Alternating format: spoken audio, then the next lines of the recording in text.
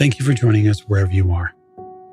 This podcast is brought to you by the Old Ways Actual Play team. This actual play uses the Wraith the Oblivion 20th Anniversary Edition rules by Onyx Path Publishing. This actual play is performed by adults and contains adult themes.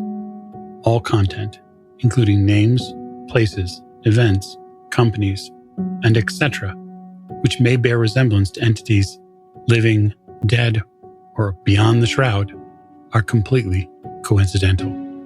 My name is Michael Diamond, and for tonight's game, I will be your storyteller. Thank you for joining us again on another episode of the Old Ways Podcast. I am your storyteller this evening, Michael Diamond. My pronouns are he, him, and I'm here to welcome you into Wraith the Oblivion. And so, at the top of the show, as I always like to do, we'd like to thank our listeners and especially our Patreon supporters. You can join our Patreon supporters at patreon.com/theoldwayspodcast. As I will remind you too at the top of the show, this game takes place in the world of darkness. It is a game meant for mature audiences. Please use discretion as you continue to listen. And now, I will get to player and character introductions, which will begin to my right. Hi, I'm Pesta Mystic, and tonight I will be playing Una Korb, a fitness-obsessed woman. And I'm excited to go on this journey with everybody. Happy to have you here. Next, to Una. Hi, I'm Ali, and I play Leah Olson, and I am dead. That much is evident. And next to Leah. Hi, I'm Bunny. I play Jackie Sharp. Our pronouns are she, her. And hey, if I'm dead, I don't have to deal with authority figures anymore, at least, right? Right?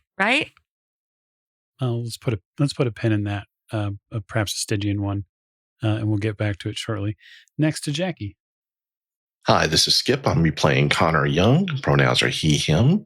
I am a concert pianist, or at least I was until I got into my vehicle a little while ago. My poor car. Yeah, we'll get back to that, I'm certain.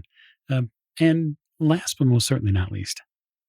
Hi, my name is Darius. Pronouns are he, him, and tonight I will be the Shadowguide, the voice inside the head of all of these poor ghosts.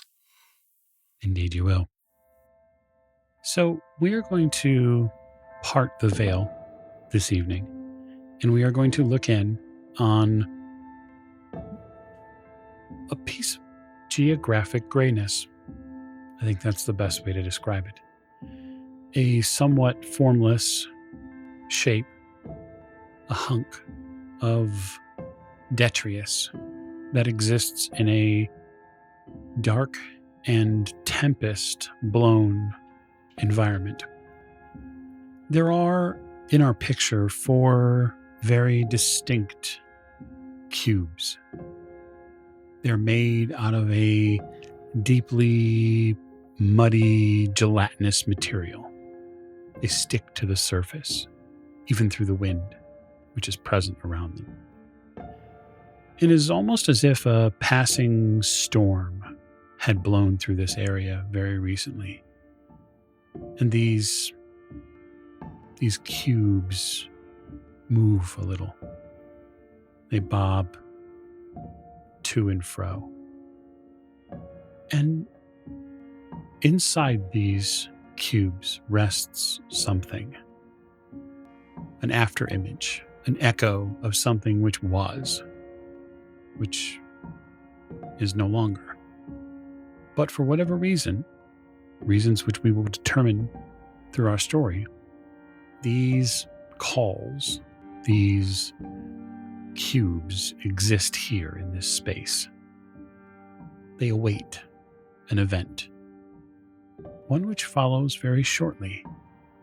Entering into our picture is a tall, gaunt figure wearing a decrepitly depressed gray and black robe.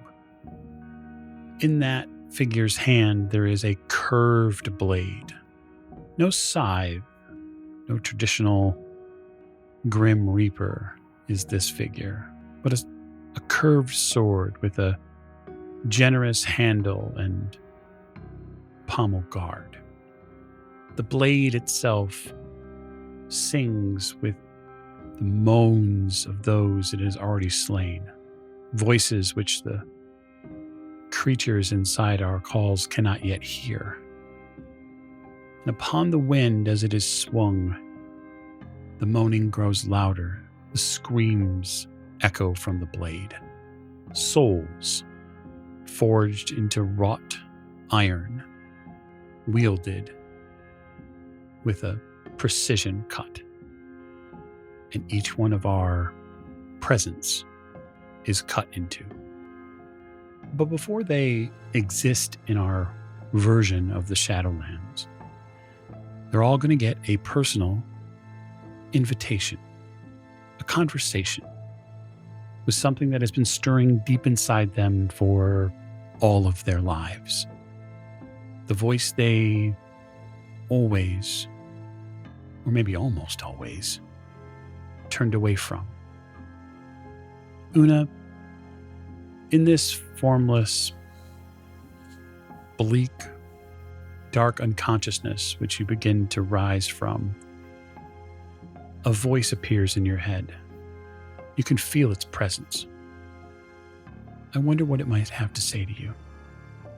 Wake up.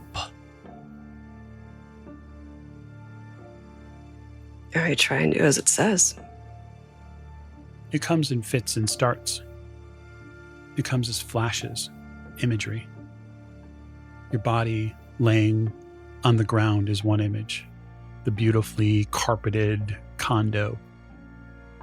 You still see the phone receiver. You still hear the tone, the click. And then that image is replaced by another one. Your hand outstretched in front of you, swimming through this sickly gray jello. And then another image, a splitting of your screen from left to right, as there's this gush of air that fills the formless void that used to be there. And you wake up.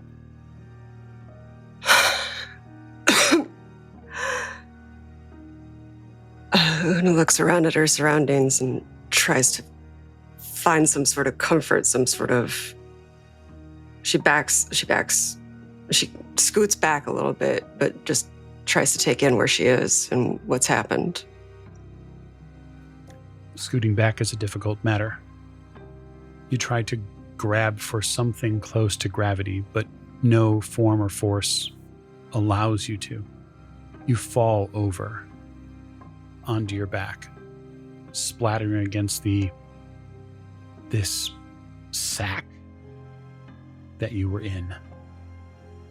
Up high above you, as you stare into this void, is a swirling series of gray clouds that hang overhead. She tries to remember those images and hold on to those images while she looks at the gray swirling clouds and tries to piece together and make sense of what exactly happened. I think she has an inkling as to what happened, but she's not quite in belief of it yet.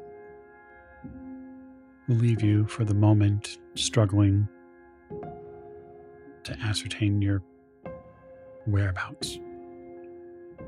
Leah, the next sensation you have, minus the last one, the coughing, the choking, the crying over your children, sending them away. The next sensation you have is releasing some mass of gelatinous matter that has been hung inside your lungs, like the worst case of bronchitis. It all comes up at once in this voluminous amount that spills out of your mouth as the call that you are in is ripped asunder. Your head pounds. Your body is vacant. But what is there, what is replaced, is a voice. Leah, you need to stand up and fight. Stand up now. I'll stand up. That's step one. Do I see anything to fight? The only thing that you see readily around you are shapes and images from, well, that are similar to what is in your immediate surroundings. You see these strange gelatinous cubes. You see a figure to your left who's fallen over inside whatever this disgusting cage was. And she's scrambling to try to get to her feet. But there's 2 others here to your right. We all see the after effects. But Jackie, for you, the truncheon is a constant reminder. It is a hammering blow over and over. When consciousness, if that can even be called consciousness, grips you once more, the first feeling is the impact. The second is the sound in your ears of the crowd around you, and then the utter annihilation of both of those sounds, which are left to echo throughout the rest of this strange gray void you find yourself in. Well, so much for that little rebellion. She's going to try to scramble to her feet because her first thoughts will still be Skunk and Bobby. You can certainly scramble to your feet, but they're not here. You don't know who the people to your left are. You don't know where you are. Is this a nightmare? Our last and final shape doesn't have to stand up. He's flung from his call. Same way he shattered the front windshield of his car. Connor, you spill out onto the ground in some strange cacophony of sound, a symphony of your own making by the spirit which left the body you once owned. You fall forward onto your face. The mud, the muck, it gets into your nostrils, into your mouth. It cakes your face. And just as the sound of your own passing echoes in your eardrums, there is another voice which finds its home. Connor. Not much of a driver, are you, Connor? Don't worry. We'll have plenty of time to work on that here. Connor will kind of shake his head and try to get some of that stuff from the wreck off of him. His mind immediately goes back to the tune that he was trying to get his tablet to write, and it's just not there. It's at the edge of his memory, but he just can't really get it. And he'll just kind of brush himself off and just kind of stare around and find out, where is he? What just happened? Why am I not dead? Not far from the 4 of you is a figure draped in a dingy cloak, carrying a strange curved sword. He regards you, or it regards you, for a moment, and you feel like it wants to say something to you. But a wind picks up, a hellacious wind. It blows through this place, and as it does, the figure turns and shields his body from the wind. Your calls, your cubes of miasma are ripped away, and the wind and the voices which it carried fill your body with a tension and a frustration. And I'll happily give 3 points of temporary angst to all of your shadows.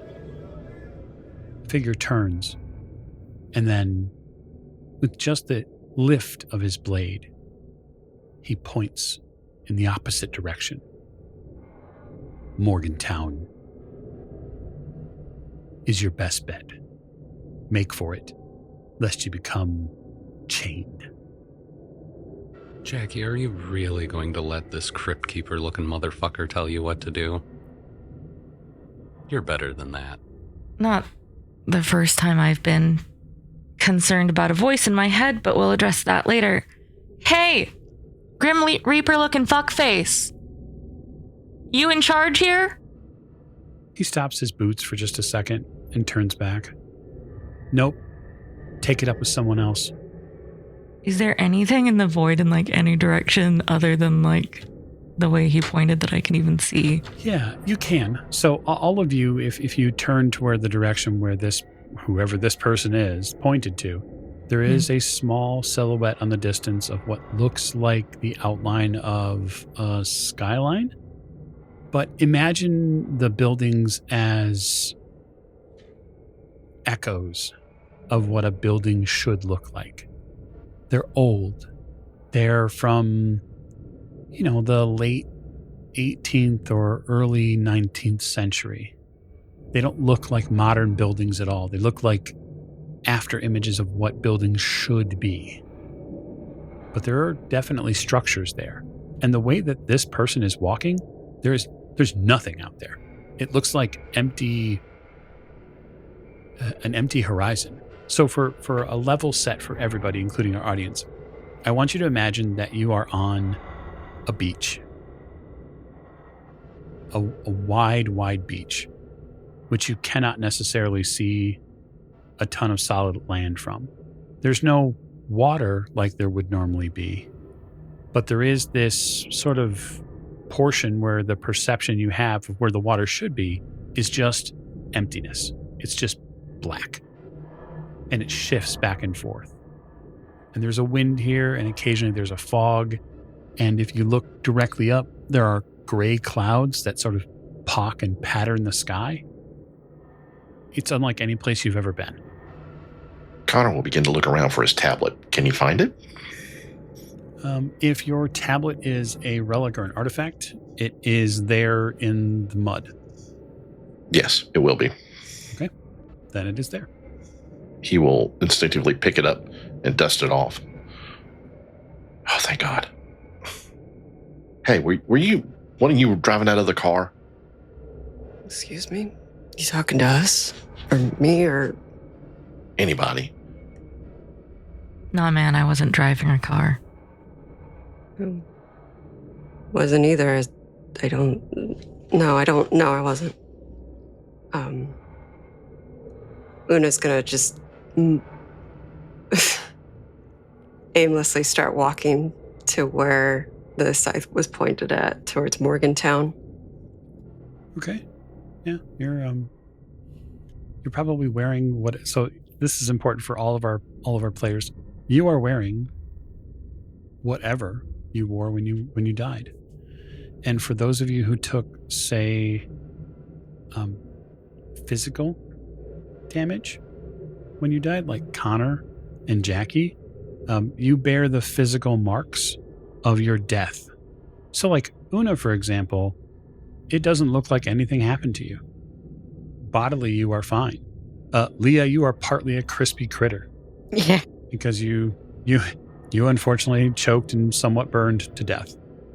Jackie, your face and back is probably pretty fucked up. Yeah, imagine the top of my head isn't great either. And then Connor, your face is pockmarked. So anybody who looks at Connor sees that your face is pockmarked, like your nose is broke. And there are what look like things that should be in Connor's skin that aren't there, but there are holes for them. So when Una answered Connor, I think she just stares in disbelief until she finally gets out, like, "Are you okay?" Hell no, I just went through a fucking windshield. You look like it. I am so sorry. No, I mean, it suits you. I'm so, I don't, hi, my name is Una, and she just kind of waves, with little sweatband around her wrist and yoga outfit on. Hi.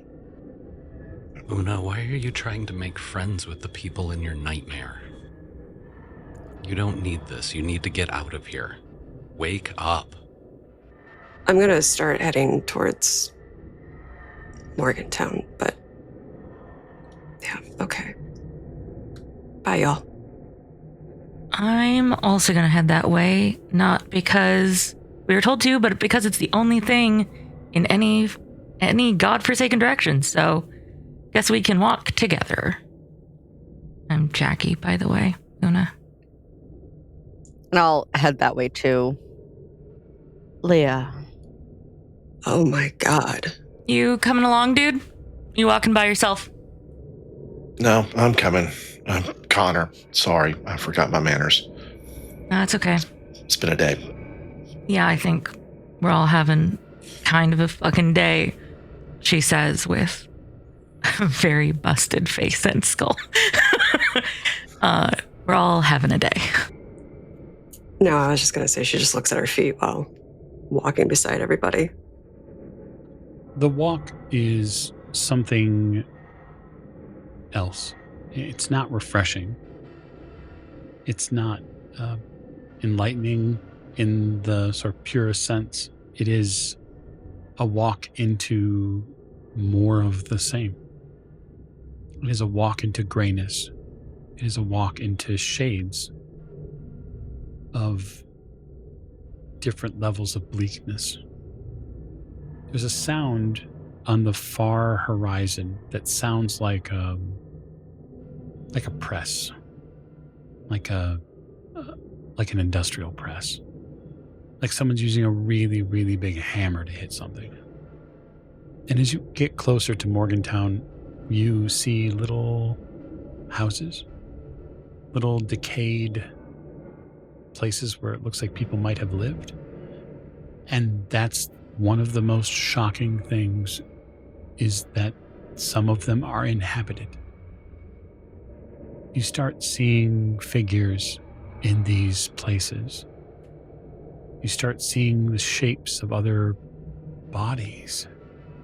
People.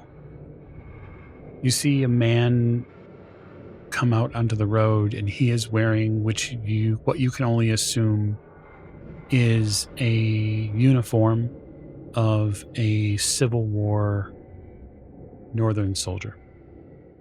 In life, it would have been blue and gold, but he has a hat and a very, very, we'll just say a large set of mutton chops and perhaps a bit of a beard. There are 4, 5 different perforated holes in his jacket, straight through his chest. And he wears a pair of boots and pants that are frayed and sort of decayed at the edge. His skin has grayed, but he seems to be waiting for you. Welcome. Welcome to Morgantown. Hey, thanks. Where is Morgantown? Like, what? I understand that Morgantown is where we are now, but like, where is the overall here? Jackie's gonna say, sort of pointing at the gray around them. He looks at you a little bit. Oh, madam, I think that's an excellent question. I'm happy to answer for you, but I can't rightly say that you're going to appreciate the answer I have for you. Well, I rightly say, why don't we give it a try? Huh? Very well. He takes off his hat. As the first sergeant in the Morgantown militia, it is my duty to inform you that you are dead. That's a lie, Una. It's just a dream. Jackie's gonna feel her head. Oh, yeah, be careful there. You look like you may have taken a little, maybe a little damage on the way out. Yeah. Slipped up on some ice. Let's just put it like that for now. Well then, Morgantown's a decent place. It's got its problems, but it's safe from the tempest, so winds shouldn't get you too bad. But I do yourself a favor and head deeper down and let folks in the Legion know you're here. The Legion? Oh, yeah. There's got to be order. I mean, even here in Lands of the Dead, somebody's got to be in charge. Fuck, of course there does. Not even in death. Fuck. Okay. Cool. Tell the Legion we're here. Great. All right. You said we're dead. Oh, I think we just fallen into the Civil War reenactment place. I didn't realize there was one going on this weekend. Is there a phone? What? A phone. What is that? I'm not sure what you mean. Communication device. You can certainly write a letter if you've got the time. Dude, if they're doing Civil War reenactment, they're not going to acknowledge an anachronism like that. Yeah. You'd be better off asking about a, I don't know, telegraph? Why don't you ask him what the paper's made out of? What's the paper here made out of? Oh, well,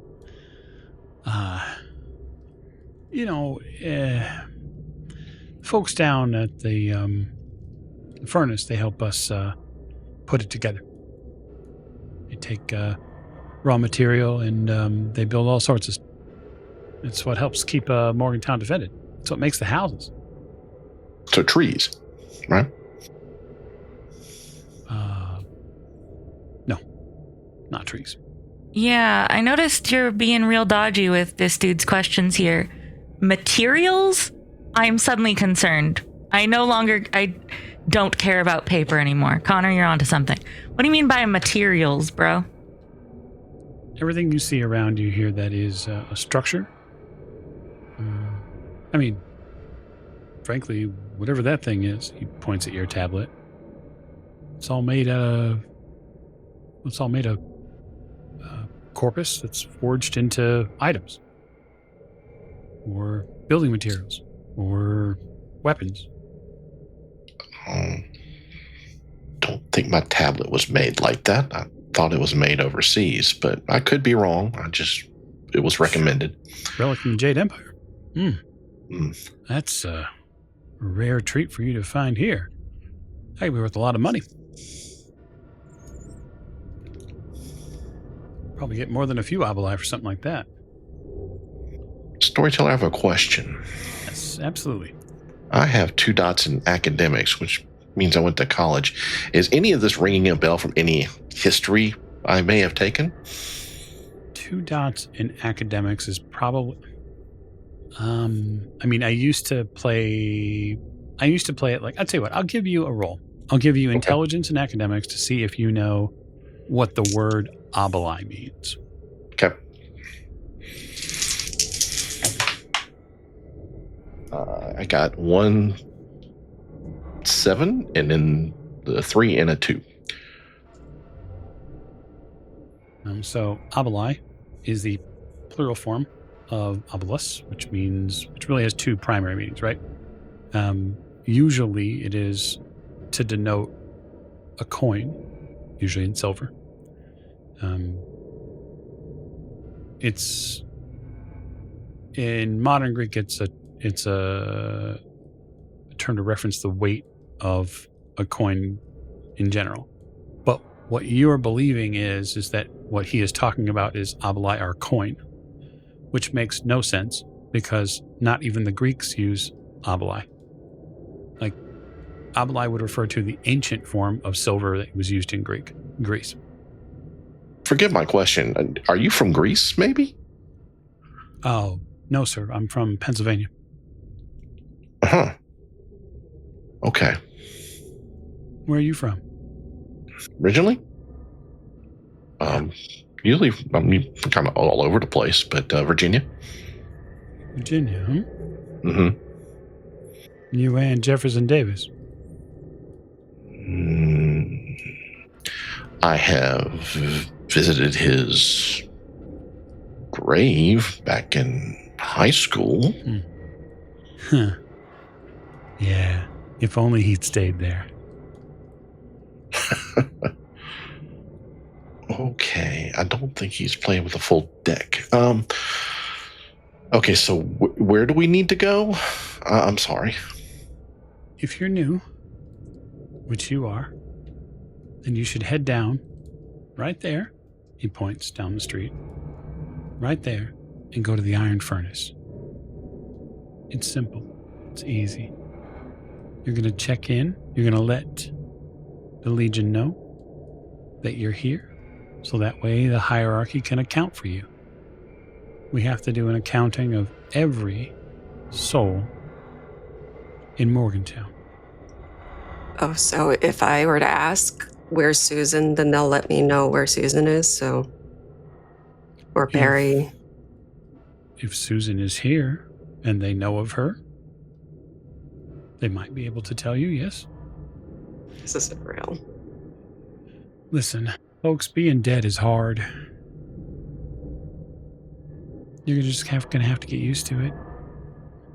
I'm sure there's all sorts of things, he sort of points to his head, going on up here. You're going to have to get all that sorted out. Learn to live with yourself and whatever,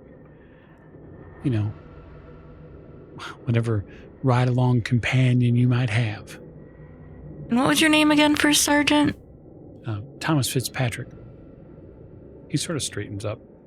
Not poses, but adjusts his jacket. Like he's very proud.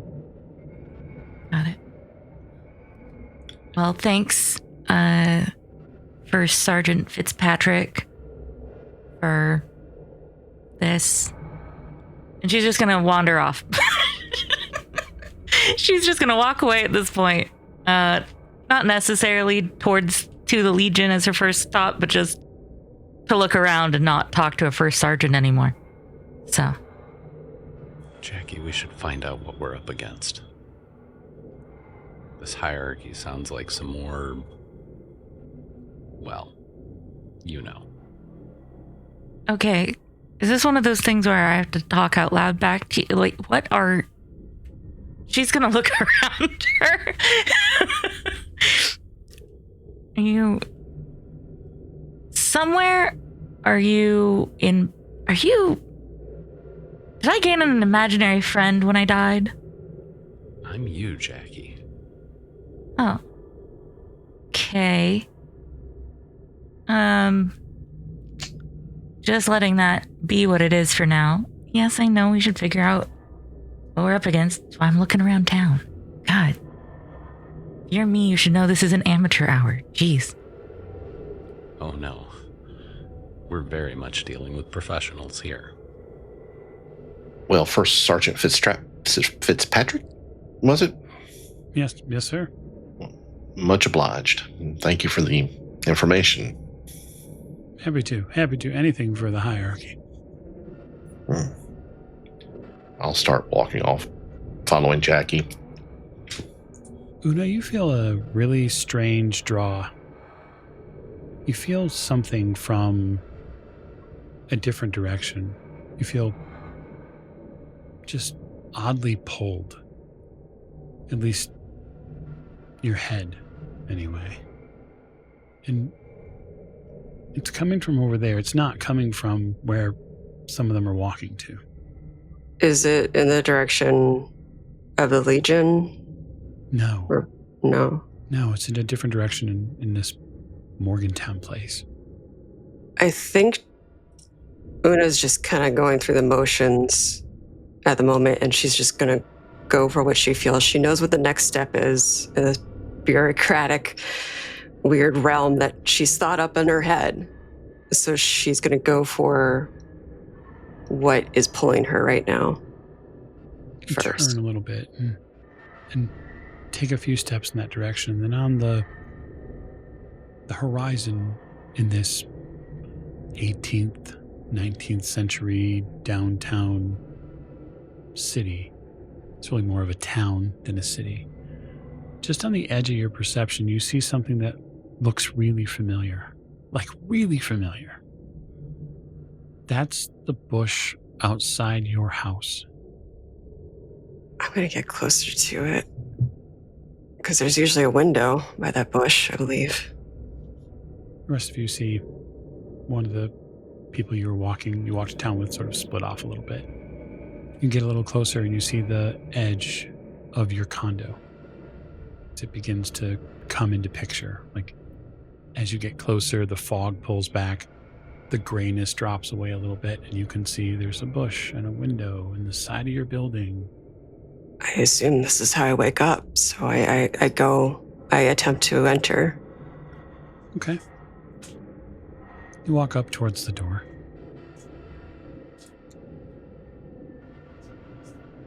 Okay.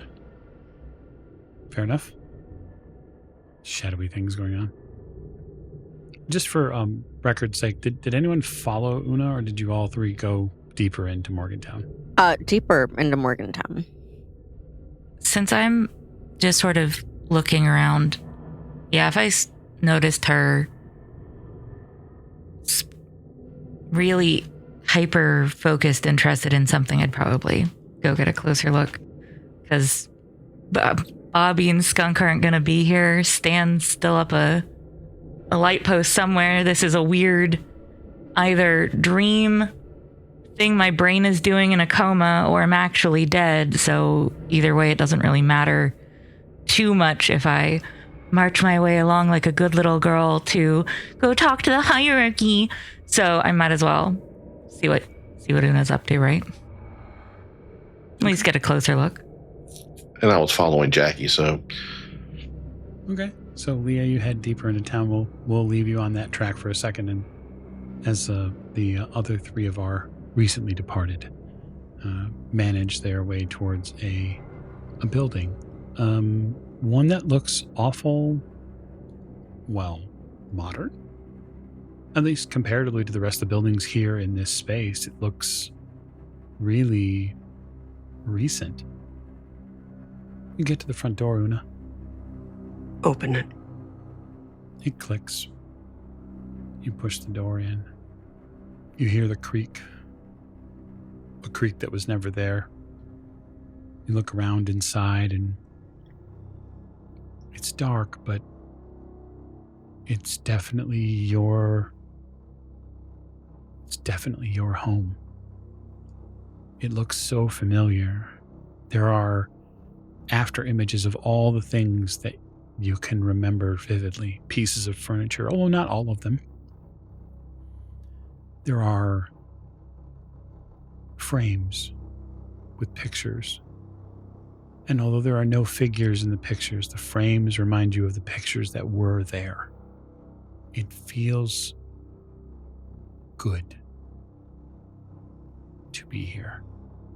Your mind calms just slightly. Connor, you and Jackie follow her in?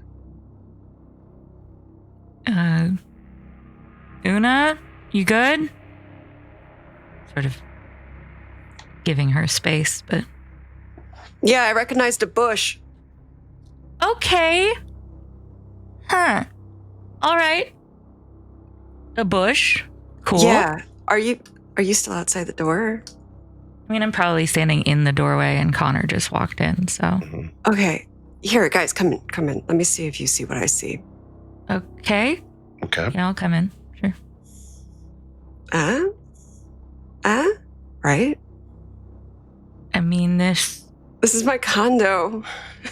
Like, we're not dead. It's obviously like some sort of weirdness happening in my mind. Like, I conjured y'all up. Sorry. Don't mean to break that news to you, but this is my condo. This is where I live. And right, like you see it too, like the space and those frames. Those frames have pictures in them. Normally, not right now. Sometimes I do. And there's usually like a cat sometimes too, and a couch. You only sometimes have a cat? Do you sublet it, or like what's the... Well, I'm not seeing my preciousness right now, but Una's gonna instinctively like look through some of her crappy DVDs and there's a lot of touchstones here for you, but I think the image and the impression I want to give the player is that, like, when you go and touch objects that are here, they're really only like after echoes of the actual objects that you would have. So, like, yes, there are DVD cases here, but there's no actual images on them other than like strange circular patterns or warped faces. Like, the cases are gray. There's nothing in them, but they are here. The television that you would watch DVDs on is here, the box of the television, right? But you don't really see any definitive buttons on the television. Like, it's all like imaginary, like transported from a department store when somebody has like a layout that they want to show a bedroom set, or they want to show a kitchen space too, and they put fabricated things that kind of sort of look like they're real. That's the vibe here, and everything is shades of gray and charcoal black.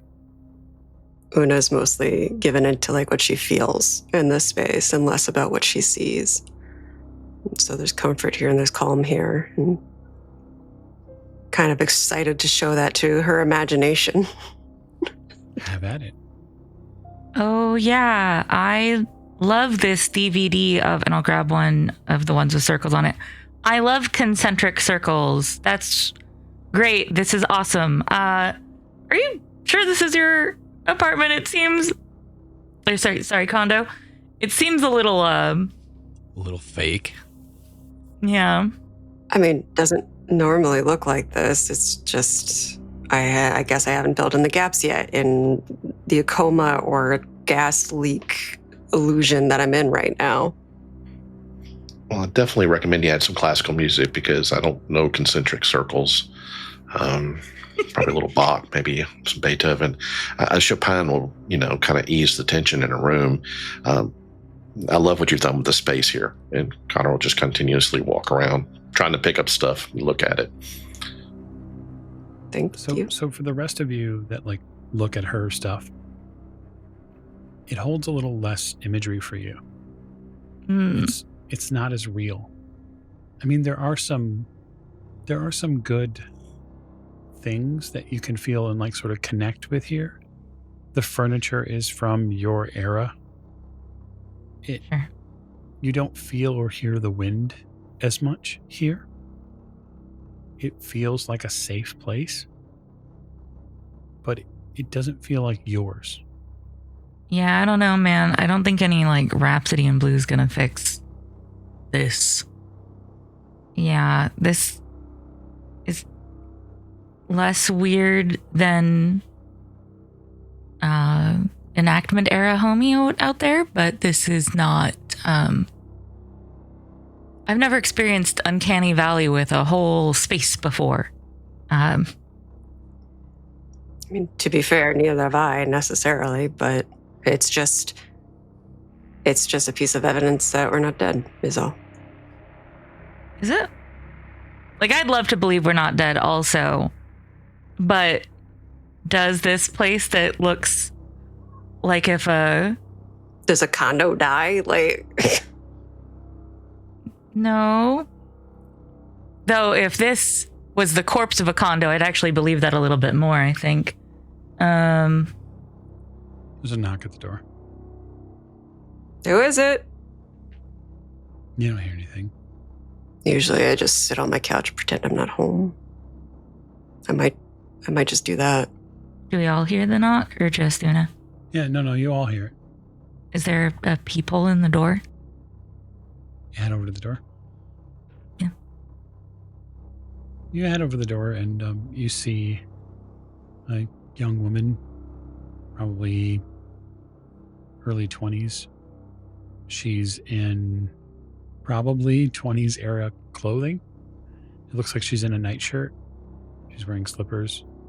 She has a piece of some sort of, not hairnet, but just a piece of fabric over her hair to protect it. And she says, I'm sorry, Is it okay if I come in?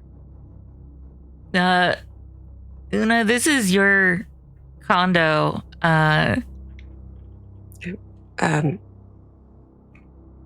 walk over the door. Who's asking? Hi, my name is Bernice. Can I come in? You see the aforementioned woman. She looks a little unsteady on her feet. Her knees sort of are together. Because there's no harm in that, so I'll let her in. Let her in.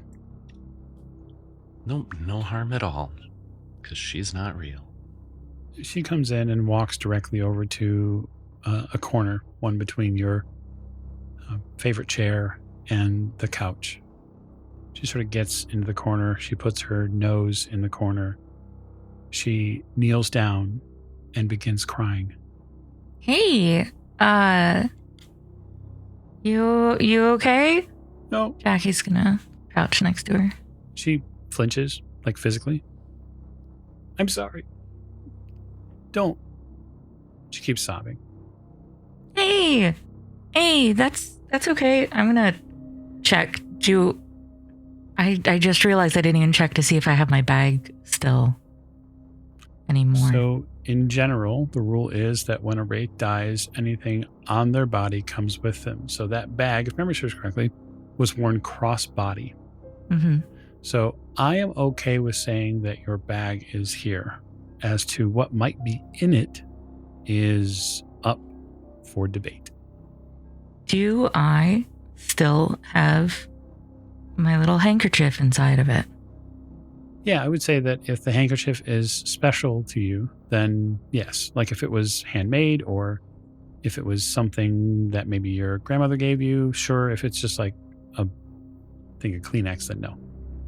No, Mari would have given it to me when she was a kid. Oh, absolutely. Absolutely. Cool.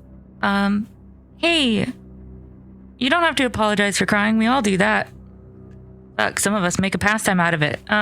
Jackie, give me a perception alertness roll. I'll take one. I appreciate that. So for our audience at home who is unfamiliar with Wraith, Darius, if you could explain what you're doing so that way the audience understands what goes on.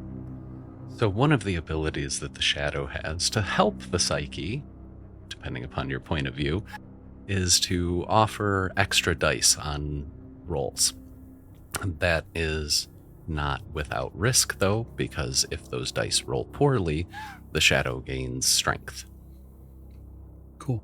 Risk versus reward. That is 3 successes. Okay.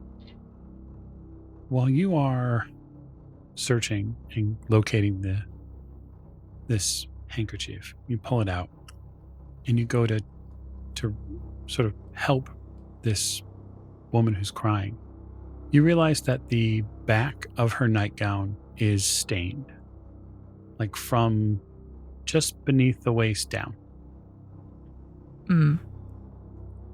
I to people watching this new, I don't know, spectral friend neighbor hallucinations, Jackie's gonna like sort of visibly soften in her mannerisms, and she's just gonna sit on the ground next to this woman. It's okay. You don't have to apologize for crying or anything. If you want to blot your face, you can. I have a handkerchief. I didn't mean to. I didn't mean to. You didn't mean to what? I tried really hard. I just need a place to lay down. It'll come back. What'll come back? My baby. Hey, Una, do you have a place you don't mind this woman laying down? Mm-hmm. I show them the bedroom. With a little assistance, you can get Beatrice to go into the bedroom. I'll assist her, and I'll do it at her pace. It is slow going, but she does eventually lay down in what appears to be a bed. I say appears to because it is the after image or sort of silhouette of a bed. And she doesn't lay down on top of it. She sort of sinks into it. My name's Jackie, okay? If you, well, I don't know what I could possibly do for you, but if you need anything, I'm here, I guess. I will leave the three of you there in Una's apartment, or condo as it were. So Leah, you headed down deeper into Morgantown. And by gods are people busy here. There are all manner of folks who have seemingly things to do. You see a strange cross-section of different experiences happening here. There are people who are working on buildings. There are people who are shuttling others. See what look like perhaps those are Confederate soldiers that are being moved by Northern soldiers here in Morgantown. Next to them, not far, you see a man in a what you think might be a World War I outfit.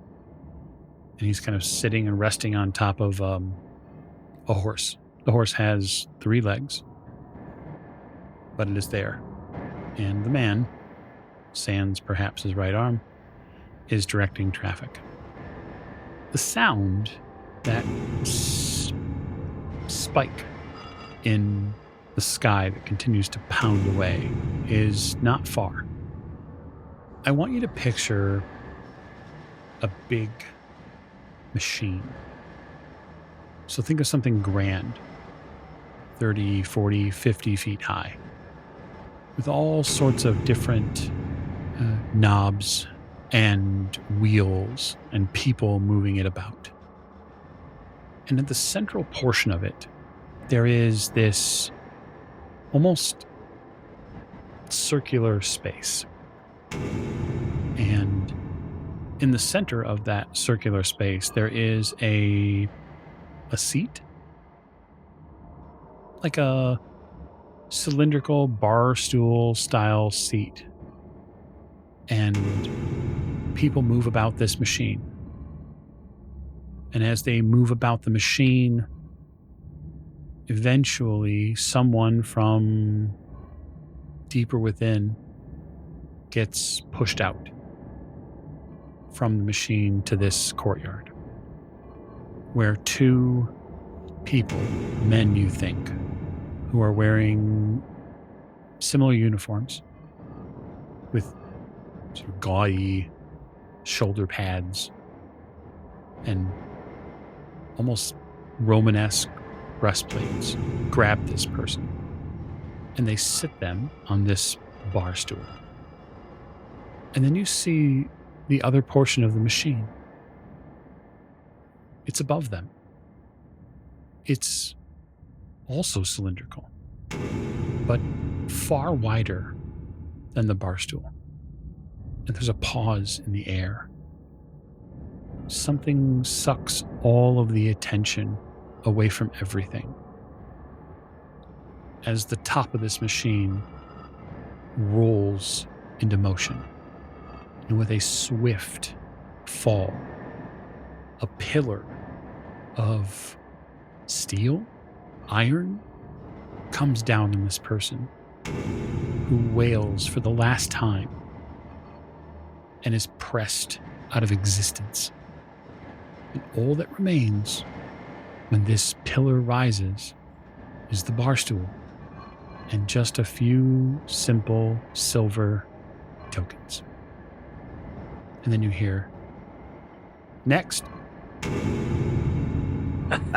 Serves his stupid ass right.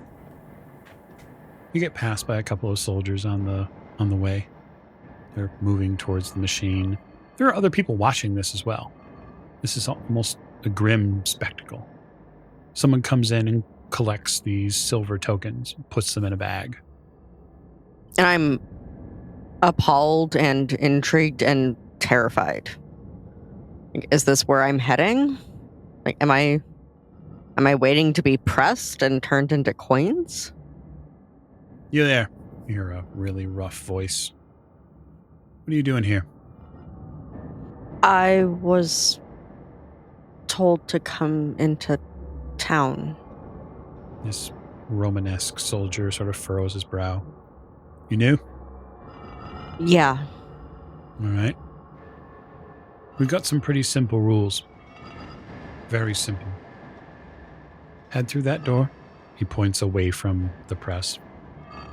Once you're there, I'll have you speak to the guildman so you can get an understanding. Stick to the rules. You'll stay safe. You decide to go against the rules, we'll find you to the press.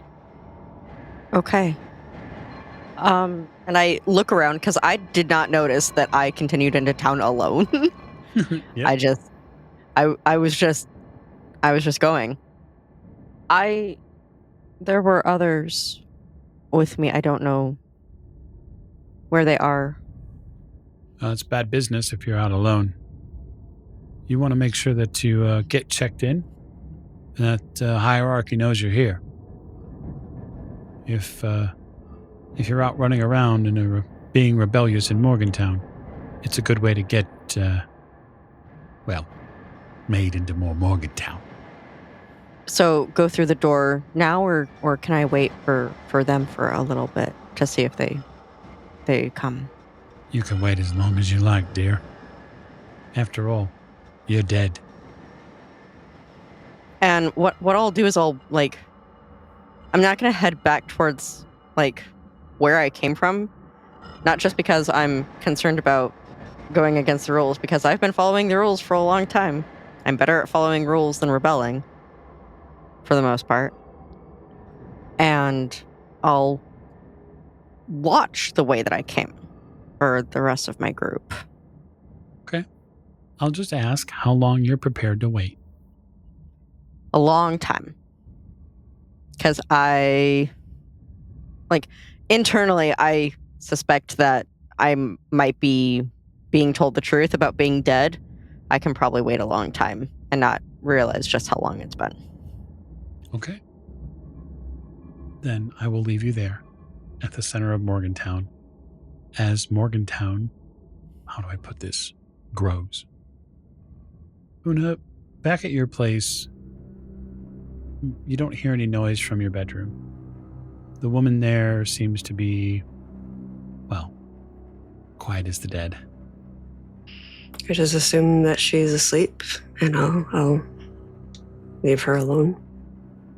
Connor, you look at your tablet and you become immediately concerned.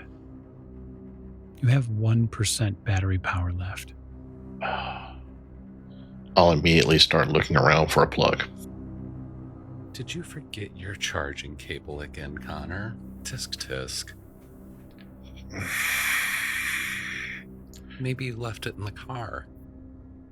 Una, did you hear that? Hear what? That wisecracker. Like a parrot? Do you have a parrot? No, I don't have a parrot. That's good. I don't like parrots. You don't have a tablet charger around here, do you? Is it Android? Yeah. Sorry, I got an Apple products. And my day just keeps getting worse. All right. Maybe I'll find one in town. I really got to charge this. Yeah. Kind of makes you itchy. 1%? I will power it off just to save that 1%. Okay. You power it off. Damn. Everybody in the house hears a sound of footsteps, like boots outside.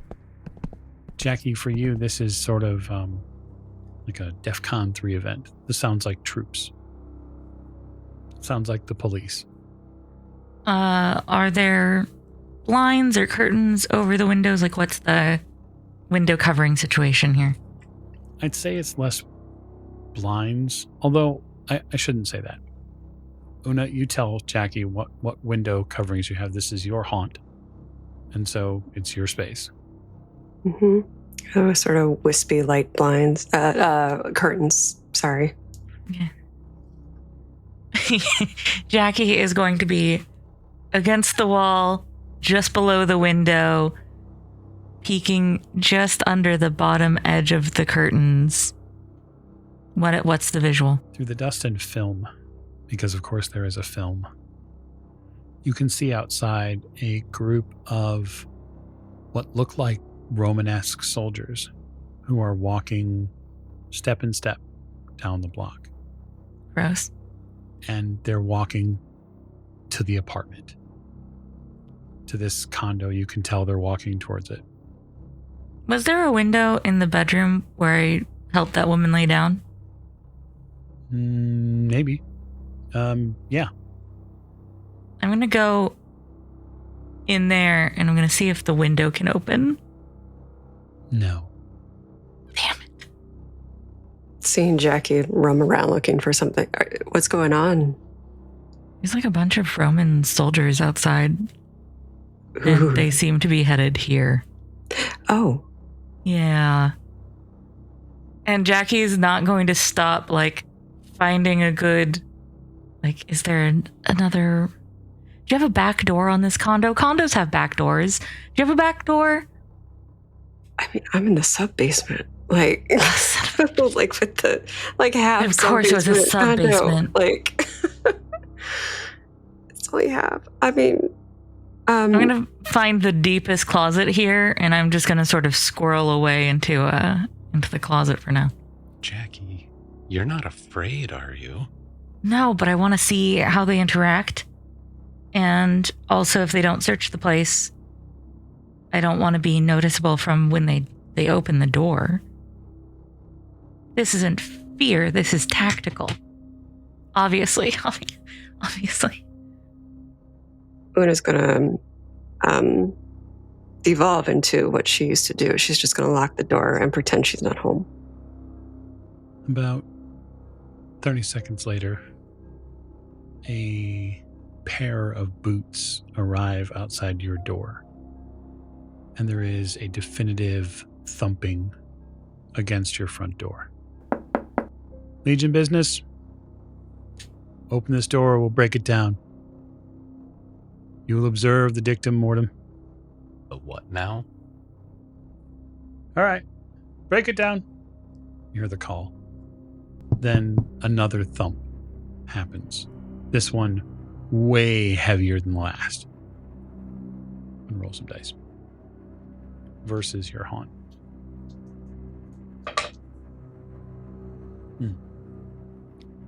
There are really only, say, 2 or 3 of these consecutive thumps before your door breaks open. And soon thereafter, men in armor force their way inside. Again, Roman era legions, they're armed with swords. And they look like they mean absolute business. And they start pointing at the people that they can see. You there. On your knees, now. Get on my knees. They flush themselves through every portion of the house. So they do eventually get to the bedroom where Jackie is. And Jackie, whether it's present day or Roman era, the police invade this place. Great. I mean, I'll get up and get out of the closet when they enter the room. I mean, clearly the game's up for now. They do what they're planning on escorting you out of this bedroom. Yeah. I will walk with them if they don't grab me. They don't immediately grab you if you start walking. Okay, I start walking. 2 men, 2 of these troops stay in the room. You're not gonna fuck with her, right? They escort you out of the room. The 3 of you are now in the main space. You are required to register with the hierarchy in town. You cannot possess this place without doing so first. Ah. Oh, sorry, we're new.